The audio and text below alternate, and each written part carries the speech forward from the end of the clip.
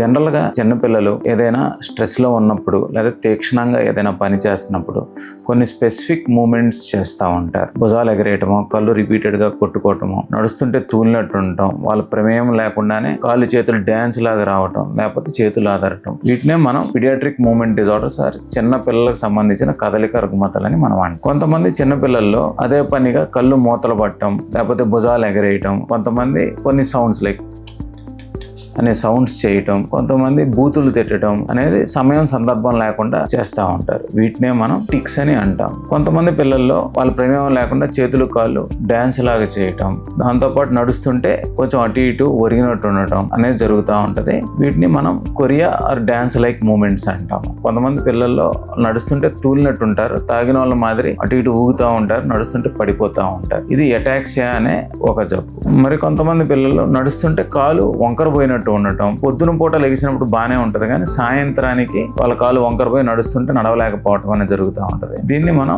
Dopa responsive dystonia అంటాం. మరి కొంతమంది పిల్లలు వాళ్ళు మనం చూస్తుంటే నార్మల్ గానే ఉంటారు కానీ ఏదైనా వస్తువు పట్టుకున్నా, పెన్ను పట్టుకున్నా అదిరినట్టు ఉంటుంది. ఫైన్ యాక్టివిటీస్ లైక్ సూదిలో దారం ఎక్కించడం, లేకపోతే రాయలేకపోవడం అనేది జరుగుతూ ఉంటుంది. మనం దీన్ని ట్రెమర్ అంటాం. వీటికి స్పెసిఫిక్ గా ట్రీట్మెంట్ తీసుకుంటే చాలా మటుకి వాళ్ళని నార్మలైజ్ చేయగలుగుతాం. Thank you.